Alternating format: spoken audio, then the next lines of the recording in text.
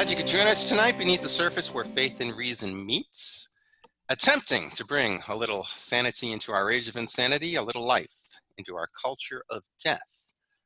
And we do that by delving beneath the surface on an important topic related to the human condition. Tonight, we delve beneath the surface on the topic of race and racism. And we will do that with my guest and yours. There he is, Mr. John Tuturice. Howdy doody. Good to be here. I'm glad that you're here. How you doing, okay? Good. I'm glad that I'm here. I'm glad that you're here. And Good. I'm glad that you're glad that I'm here, that you're glad. Well, you know what? I just have a little profundity for you. Wherever you go, there you are. Yes. Remember that. I think that was from Remo Williams, but I don't think he originated it. Okay, all right. But it's very important to know that. What is that, Buckaroo Banzai? If you want to give us an idea or a comment or what have you, or just go to my website at paulmurano.com. That's paulmurano.com with the U, just like the car Murano, all one word.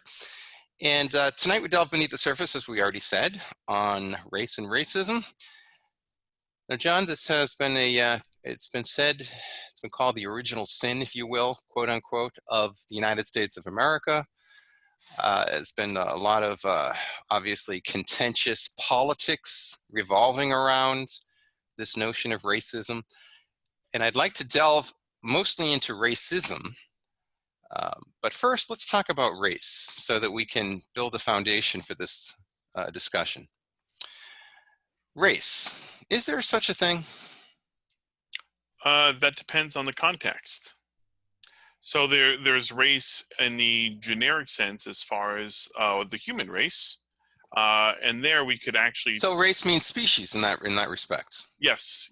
So you could say the human race. Could you say the dog race? The elephant race. We usually use the word species, right? That's correct. All right. But with the human species, often we interchange that with the word race. Yes, we do. All right. Gotcha. So what about groups within this human species or this human race? Do you think, in your exploring of this topic, do you think it has any basis in reality that there are certain human races within the human race? It certainly does from a subjective standpoint, that is for sure. And that is bolstered by actual real evidence. For example, culture is real. If I were to go to, the Polish working club, the Polish club, I'm sure they're going to display a fair amount of the Polish culture from the mother country. Same thing if I go to any other ethnic club here, around where I live. Which brings me to the word that you just used. Would you say that there is a significant or real or essential difference between race and ethnicity? It's a good question because both are often obscured or used synonymously for each other. You go to check off the box. Now, of course, it's optional because they don't want to offend anyone, but they ask, what your race or what your ethnicity is. And then they'll have the typical boxes, white or Caucasian, white but not Caucasian. Yeah, there are a lot of boxes. Could you put your microphone near your mouth, more closer to your mouth? And how is that? Yeah, that's better. Feeling it. I'm feeling it. Yeah, indeed. All right, so then we can at least say that subjectively, we have categorized human beings by race and ethnicity and culture. All of these things come into play. Do they have any basis in biology, would you say? To some degree, when we look at accidental features of people, when by accidental, I just mean aspects of us that are incidental to our nature. All right, let's delve into that beneath the surface a little bit. The distinction between our essence and our accidents. Yes. Why don't you tell us the distinction there so that we can... Sure. So the essence are the things that are substantially part of our nature. For example, that we're both spirit and matter. We have an actual real physical body. Yeah. We have an animating spirit. We have intellect, will. To go with that, we have emotions. The person either directly has them, or at least in potential has two All right. arms, two legs, a head, heart, two lungs. All The right. So, typical things we associate with people. so they are the essential qualities of a member of the human species Correct. that is the norm or normal to an individual in that species. Yes, So if Aristotle would sum it up and say we're a rational animal. which distinguishes us from all the other animals. Yes. Yeah. And of course, you can do that with every race, right? Or with every species. You could say that, a typical dog, barks, maybe, eats meat, loves bones, maybe chases cars if you're in a human neighborhood, so on and so forth. There's things that are essential to the nature of a dog that you could say are, part of the substance of the dog, but accidental or incidental changes are differences. Oh, that's right. Within So dogs, you have different, what do you call them? we'd have Different breeds of dog, right? different breeds of dogs, different Would, colors of fur, for example. would you say that breeds of dog is analogous to ethnicity or race in man? Analogous to, but not a direct correlation. All right. So then how would you make intelligible human variation, these accidental differences in human beings that aren't essential to what it means to be a human, like color of skin, texture of hair, etc.?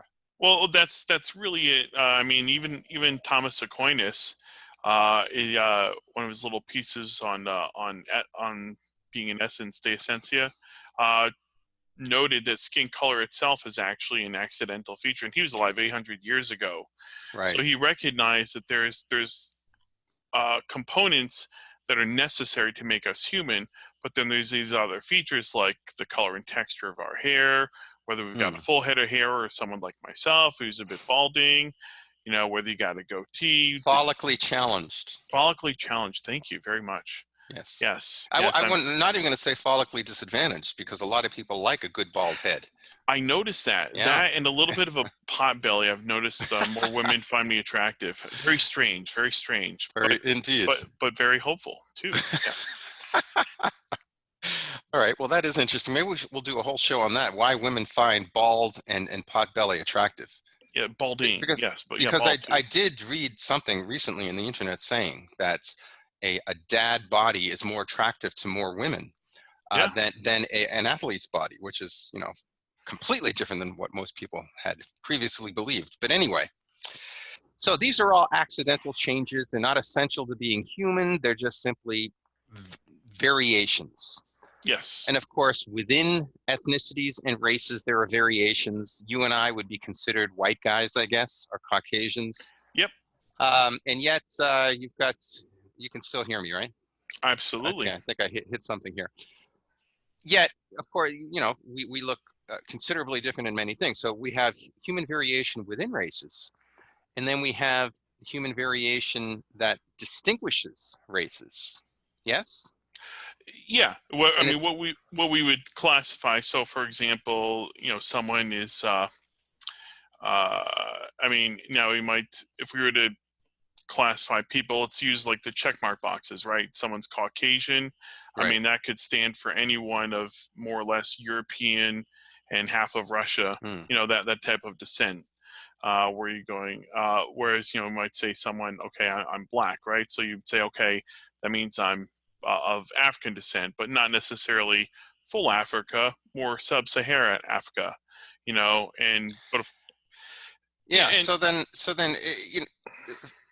the biologists say that we're 99, something like 99.9% similar in DNA, each one of us. That's right. And every human being.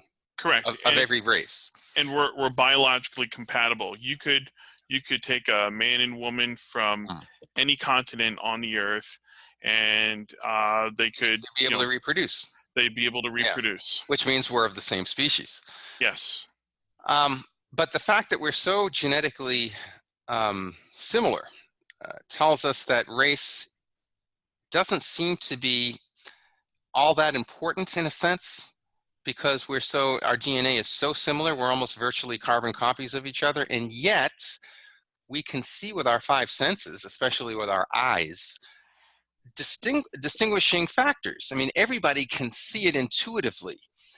And traditionally, and I'm talking about maybe beginning the 17th century onwards, there was this categorization of basically Europeans, South Africans, or sub-Saharan Africans, and Asians. And these three classify, and maybe American Indians, but particularly those three classifications, white Europeans, Asians, and South Africans, were basically the three general races that were recognized for a while until relatively recently, where now we understand through DNA testing and so forth that it's a little more messy than that, at least underneath the skin. But at least intuitively, I think everybody recognizes at least those three general categories of humans. Yes? Yeah, I would certainly recognize those. And then, like you alluded to with the American Indians or Native Americans, however you want to classify it, or even you could add into that group the people from the Middle East, And it used to sort of be, that Arabic feel or that Arabic look. yeah, and they used to call it black, white, and yellow. Yep. And now, of course, that's become politically incorrect.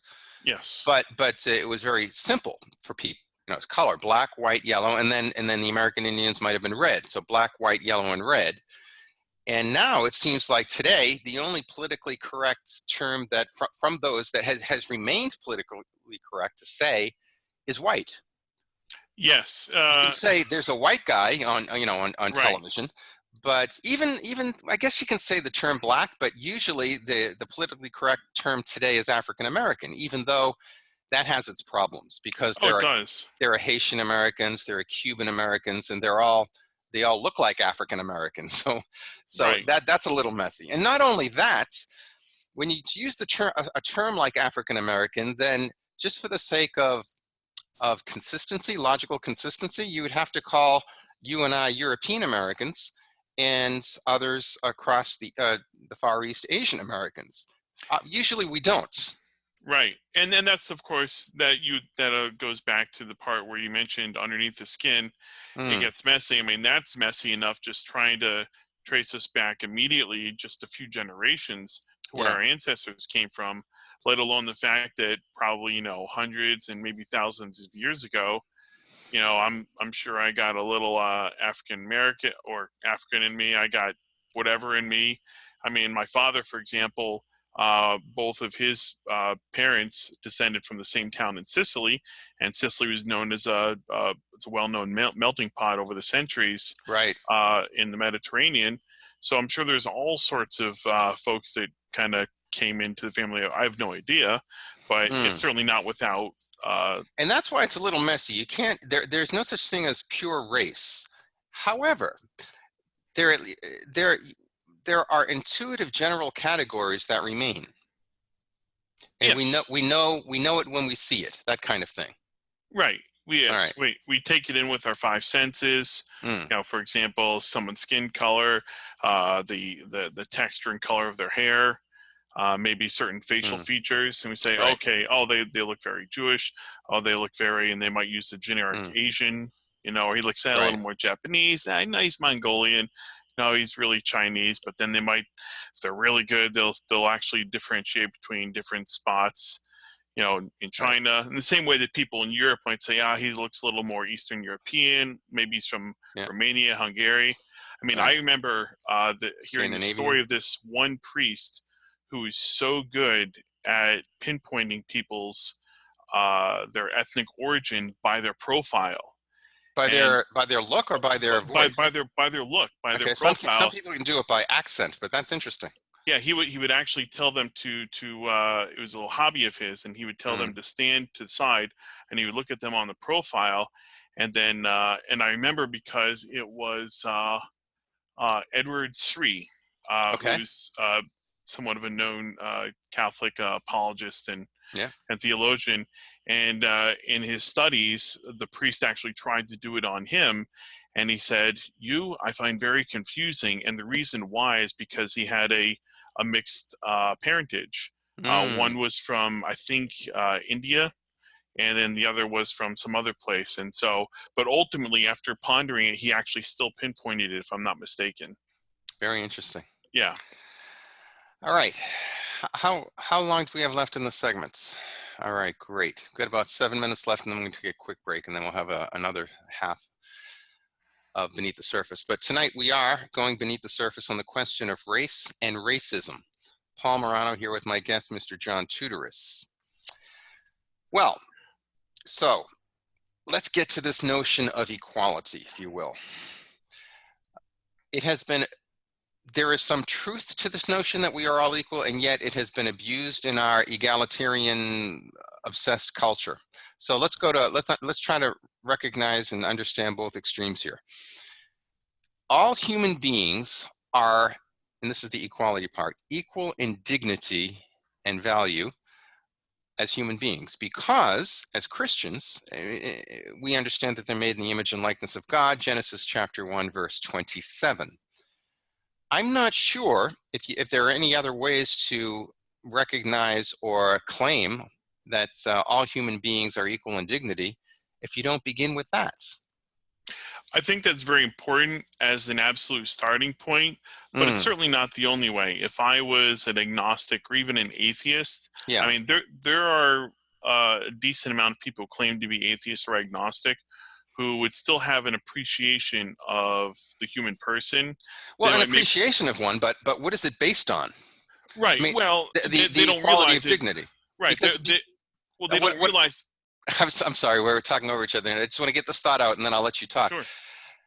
It seems to me that if you don't recognize a spiritual soul, which is equal in dignity, reflecting and imaging God himself, if you don't recognize that, all you're left with is physiological creatures that have evolved over time, which, you know, and if you only have that as a basis, you you can be easily led intellectually to thinking that some have evolved more or better than others at this point. They're more human or less, you know, less whatever than other peoples or races. And it's very easy to fall into that kind of thing, social Darwinism kind of thing. So how would you say somebody who doesn't recognize a spiritual soul is made in the image and likeness of God, making us all, every individual in the species equal in dignity? If you don't recognize that, how do you recognize an equality in man? Well, what they don't realize is that they're riding on the coattails of Christianity, of the Judeo-Christian culture. I think that's the point. The Yeah. framework is still there. They Mm, get it. It's in the atmosphere still. It still lingers, yeah. even though I certainly wouldn't call us a Christian nation right now. Certainly not a Jewish one, and many people explicitly reject those roots. And I mean the I don't have the exact numbers in front of me, but the latest that I heard was that the people who claim to be agnostic or atheist are far higher now percentage wise Yeah. than probably it's ever been as long as these stats have been compiled. But the Declaration says that all men are created equal, which is rather, you know, a unique kind of thing to put in a Declaration of Right. Independence, especially if if you remember the medieval and ancient worlds that we live in. So this is kind of relatively new to human history, this notion that every person is equal. You're not qualitatively different in dignity by virtue of your money, your status, or any of that. Well, in the roots of certainly for Christianity, all persons were seen to have equal dignity. And that's very explicit when you look at some of the gospel passages. For example, the Good Samaritan tale comes Yeah. to mind. I mean, who is my neighbor? It didn't matter whether it was the rabbi or this or that person, Jew, or Gentile, didn't it matter. didn't matter as long as they were doing what is right and good. And of course, Right. that's indicative. The only reason why they're able to do that is because of that, the common aspect that makes us all human, and Mm, that's where we get our dignity from. okay. So again, if It's also natural. that spiritual soul that we recognize as having intellect and will, which comes out in things like symbolic language, the ability to grasp concepts, have thoughts, ideas, make sentences, make arguments. All of those things are uniquely human, and every race and ethnicity obviously is able to do that, which again, those are the essential qualities of being human. If, all right, so then you're saying that if you don't recognize that we're made in the image and likeness of God, and that we have a spiritual soul that is able to survive bodily death, you can still recognize an equal dignity in all human beings. Is that what you're saying? Yeah, there's still a natural, aside from the fact that they're riding off the moral structure, the moral and ethical structure that you find with the Judeo-Christian essence, if you will, that still Okay. permeates the air. Yeah. There's still a large part that is still very, very natural. It's something that we can almost see and observe. I think a big difference, though, is motive, to treat people that way. Oh, sure. And if you're not, if you're an atheist, then all you have are humanitarian or secular humanist motives to do this, which when our disordered desires and our selfishness kicks in, that's not all that much of a motive. Right, and even the atheist, even the agnostic, can still understand the golden rule: do unto others as you would have them do unto Right. you. Very reasonable. Yeah. Very reasonable, very rational. Even if you don't believe in a God, but you don't want to go ahead and steal their stuff because you wouldn't want them to steal your stuff. You don't want Right. to insult them or Right. or commit violence against them because you wouldn't want them to do that. Everyone gets that. Yeah, I think there's extra motive, though, when you know that God is watching you and that your salvation is at stake. Yes. That definitely gives you a lot of good extra motivation. But anyway, do we need to take? I think we need to take a quick break right now. But you're listening to Beneath the Surface. Tonight on Beneath the Surface, we're delving on the topic of race and racism. John Tuturice, my guest, Paul Murano. Go to paulmurano.com and need to take a quick break. Be right back. Don't go anywhere. And if you do, we will come get you.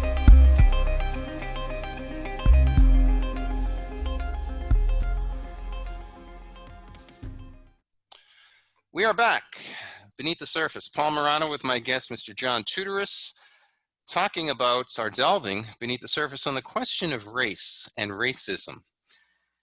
Before the break, we had mentioned a lot of things, including, what does it mean to be a human being, a human person? And it is at least the Christian understanding that we are a composite of body and soul, or spirit and matter, the soul being the very form and principle of life of the body, and that the soul, the spiritual soul, is substantial in as much as it's not only a form, it survives bodily death. And we know this because it has functions that are able to grasp immaterial things and go beyond the physiological construct of our being, which other animals don't have. So in this spiritual dimension of the human person, we have intellect and will. We're able to reason and understand, and we're able to freely choose over and above our physiological instincts and desires and passions and so forth. Hence, we have a moral sense. All of these things are essential, as we mentioned before the break, to what it means to be human, differentiating us from all the other beasts, or the other animals, that is, and of course all the other plants and inanimate objects in the universe that we know of. And hence, having knowledge and will, the ability to understand and to love, we image God himself, who is the infinite and eternal and perfect knowledge and love itself. And in that respect, all of us, as theologically speaking, we can see that we are all of equal dignity. We are all, in that sense, the declaration is right, that we're all born equal, in as much as we share that common human nature, that image of God within us. And yet there's a difference, John, between being and becoming, isn't there? On the one hand, we begin with equal dignity, and in a sense, we remain with equal dignity. But on the other hand, we have the free will to carve out our character, who we are, what we are, kind of thing. So in that sense, we're all very difference not only in talents and in gifts, but also in our character and in our personalities. Yes? Yes, I would certainly agree. It's interesting that you mentioned that. Recently, I was watching an interview online with Jordan Peterson, and one of the Hmm. things that he has trumpeted actually multiple times was that it's very important that there is an equality of, for example, as far as economics, an Yeah, equality of opportunity, but there should not be an equality of outcome. right. Meaning That's a that, big difference. right, the equality of opportunity refers to, is because we have this common dignity of our humanity. Therefore, because of that, the starting line, so to speak, is there, but the outcome Right. is So different. what we make of ourselves is different. Right, and of course, Yeah, there's other things that come into play too. For right. example, he noted that people with a higher IQ generally tend to do better in certain areas versus those with a lower IQ, Hmm. and that's just an example of where the outcome might be different. Obviously, social Okay. class where you're born into, education opportunities, things of that nature can all lead to difference in outcome. So we all have different gifts and talents, first and foremost. Yes. We are all given the essentials, and that's our being. But depending on how we freely choose to develop our gifts and talents that are given to us that are different than everyone else, will make will indicate where we go and what we become. And not even just that, even those accidental features. So before the break, when we were talking Mhm. about what substantially makes up a person, and then of course there's these incidental, might call Mm. accidental features about us that might be different, such as the degree of intelligence that we might have. You know, it's not just skin color, hair color, things like your social class that you're born into. If I'm born into a family of billionaires, well, guess what? I'm probably going to be inheriting quite a bit of funds. That's going to drastically change the opportunities that I might Right. have available through that. So now people might say, well, there you're just proving there's a difference in equality and opportunity, and really we're talking about opportunity, meaning that, for example, like a doctor, right? It's possible for anyone given sufficient means to study for it, but you need certain prerequisites in order to get there. Maybe enough funds for your education, enough intelligence to complete the coursework, the stomach to handle the type of work that you might be doing, things of that nature. Would you say that that's unjust to have that kind of intergenerational social inequality and financial inequality? It depends. It's not unjust to have extra money. It's not unjust to be materially wealthy. It is unjust to be uncharitable. Now, Right. real charity doesn't mean that you go in and you steal other people's money and goods and just arbitrarily or give that out according to how someone else thinks they ought to be distributed. Yeah. Real charity has to do with me personally going to my neighbor and helping Mm. them when they need it, or Mm. being kind to them as they True. deserve by their human dignity. All that is definitely true and very important morally.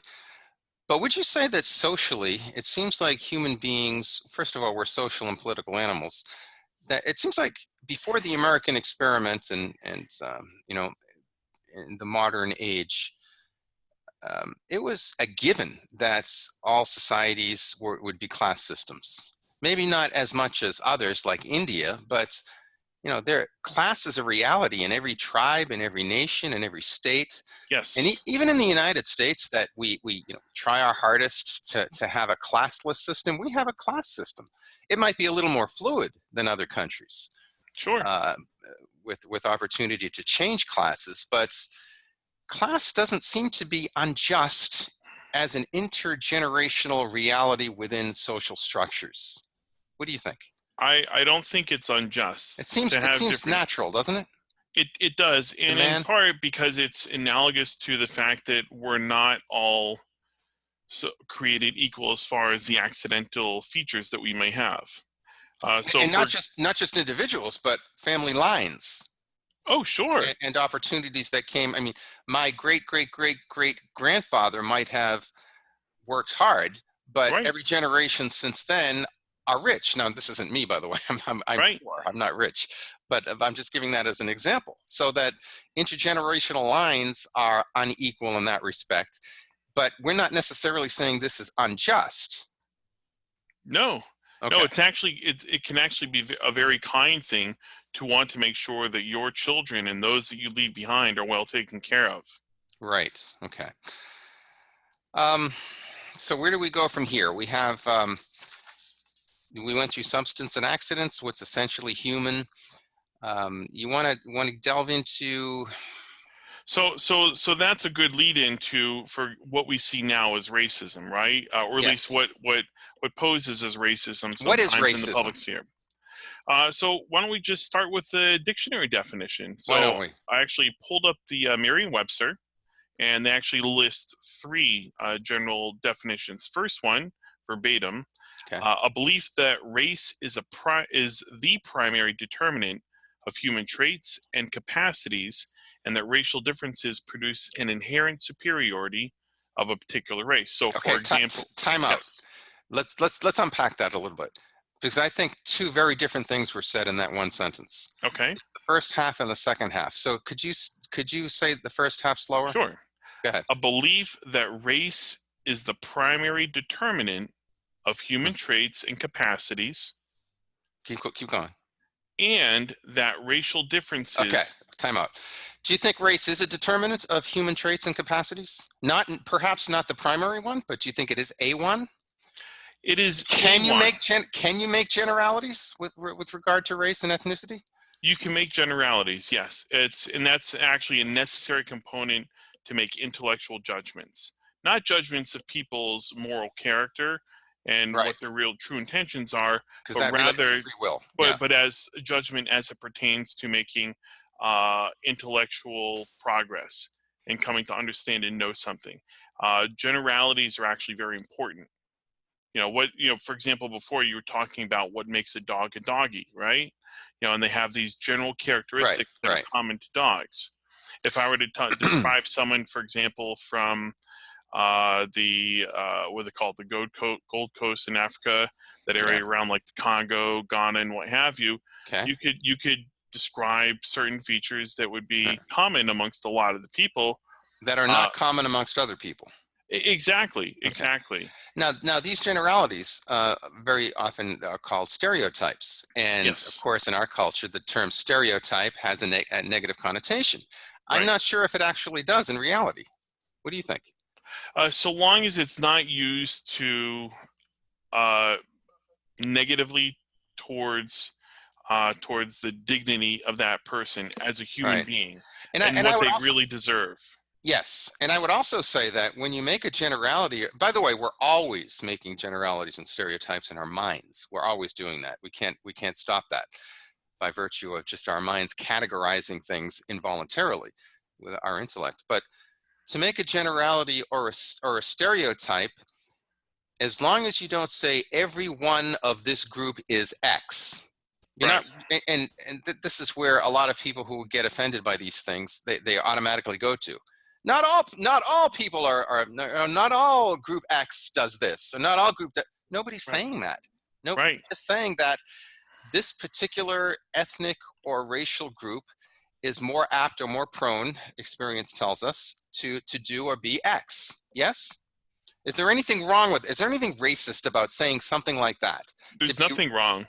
race conscious or aware rather than, there's a difference between that and being racist. Yes? I would completely agree. In fact, Hmm. police departments do it all the time. They actually need to do it. The reason why is because there's only so many resources that they have, Mm, and so doing a certain amount of or at least a fair amount of profiling in mm, order to narrow things down, that's actually what good detective work does. You have to narrow down the field. I mean, if I was in any other line of business, right, and I only yeah. have so many resources to manage something, I have to find some ways to narrow down the field.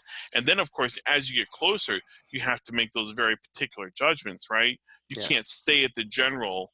You have to go to the Right. particular. Right. But very often when you start there, a lot of people, and I understand it to a certain degree, a lot of people would say this is discriminatory. Because I'm a member of this group, I'll never be able to do this job because they weed me out immediately in their stereotyping and generalization before they, before they get their top 10 prospects. Well, that can have, when it comes to jobs, for example, like an office job, whether you're a lawyer or something like that. I mean, unless your specific job like that has certain ethnic sensitivities, which is very real. For example, if I'm in an area where there's a lot of Chinese Americans, Yes. and I don't know Cantonese, and that's the language that they're speaking, and I don't look very Cantonese, I don't look very Chinese, it's natural that if I'm at a bank and they want someone who can appeal to those people, and that's perfectly fine.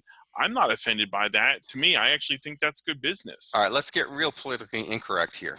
Would it be morally wrong to make the statement, in general, Asians are better at math?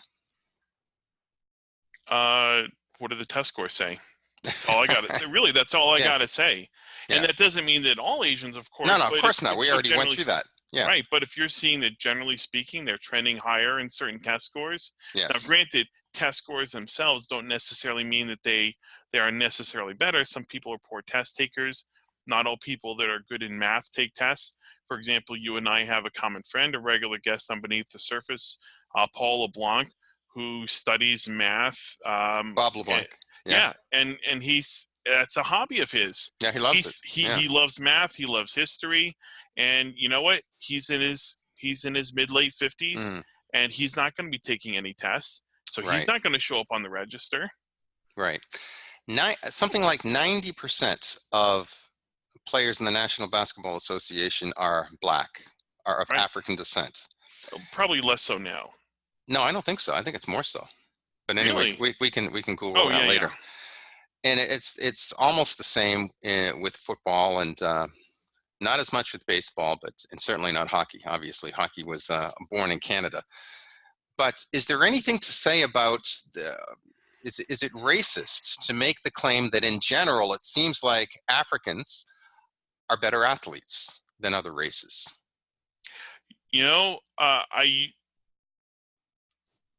I would have to say it depends, because then you have to ask the question, what is sport? What is athletics? For example, golf.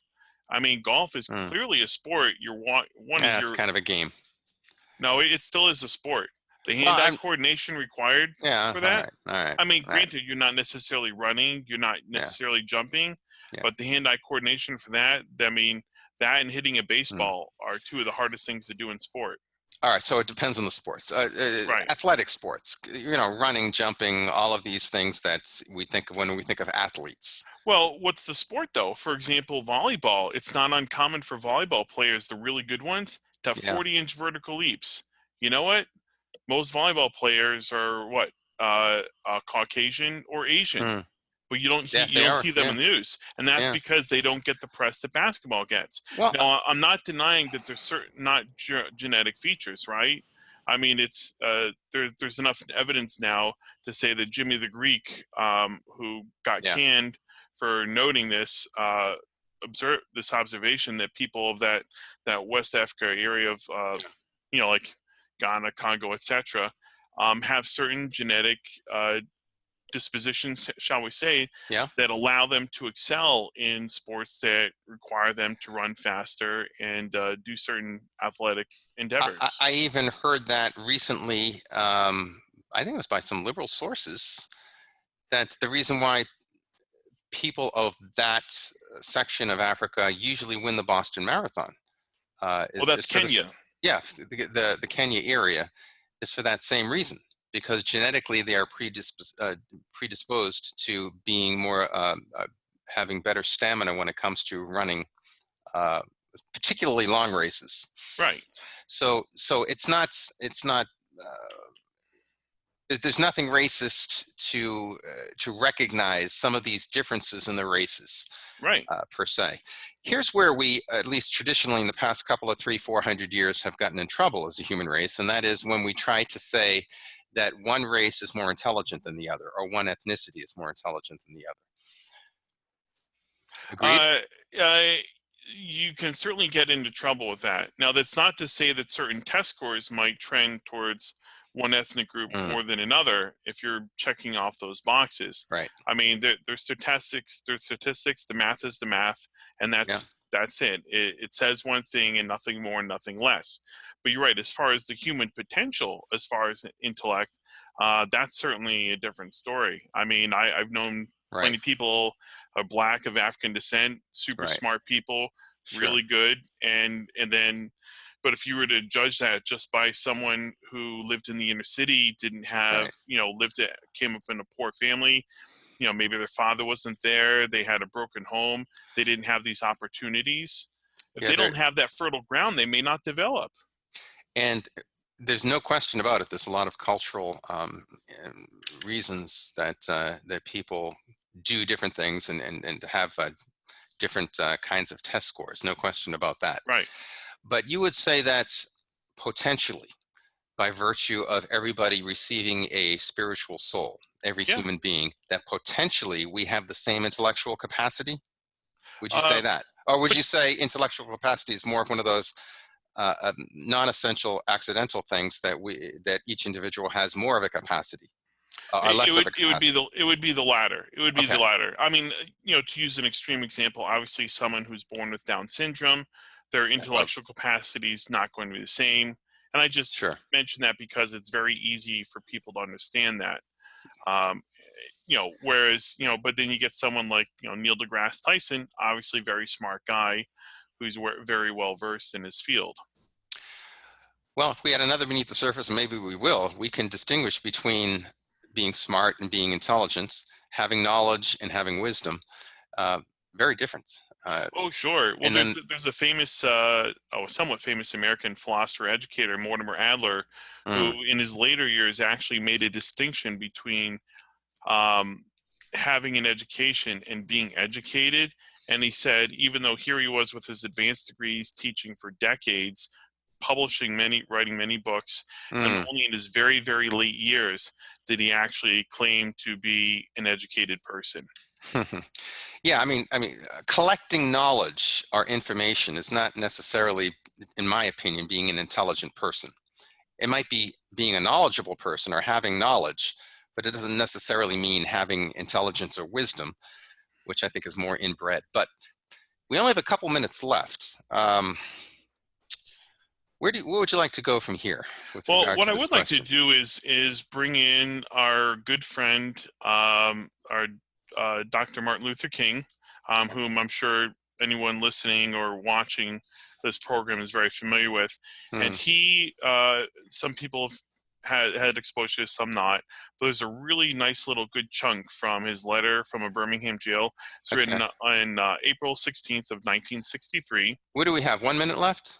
We have less than 2 minutes left. So Okay, could you do just a couple of a sentence or two? sure. All right. Let's see. Let's go. How does one determine whether a law is just or unjust? Just law is man-made code that requires with the moral law or the law of God. An unjust law is a code that is out of harmony with the moral law. To Right. put in the terms of St. Thomas Aquinas, an unjust law is a human law that is not rooted in eternal law and natural law. Any law Hmm, that uplifts human personality is just. I repeat, any law that uplifts human personality okay. is All just. right. Let's just take that really quickly.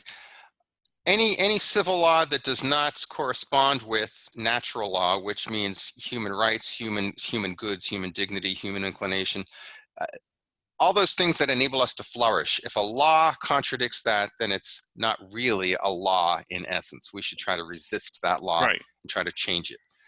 And Yes. so Martin Luther King was first of all, obviously he was a minister, so he was very in tune to Christian teaching, and he knew Augustine and Aquinas, so he understood the distinction between natural law and human dignity versus civil laws and how they need to intersect.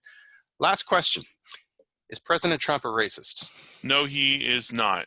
That's hogwash. Okay, 30 seconds to tell me why you think so.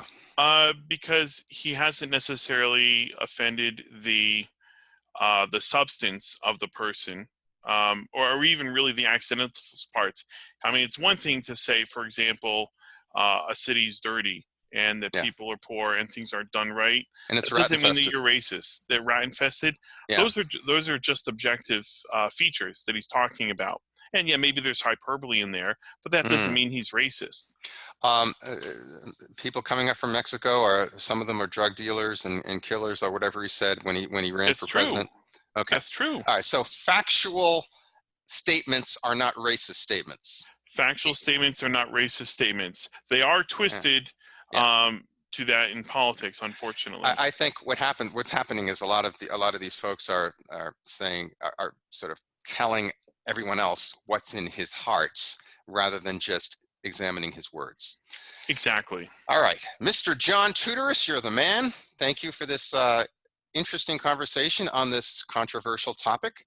But I think because people are so offended today in our offended kind of culture that we don't talk about this enough. I think the more we talk about this, the better off we are as a society. And last word I'll say on this topic is that what is missing in all of this problem that we have with race and racism is love. Yes, yes. The law of charity prevails. It ought Love your to. neighbor. Love your neighbor as yourself.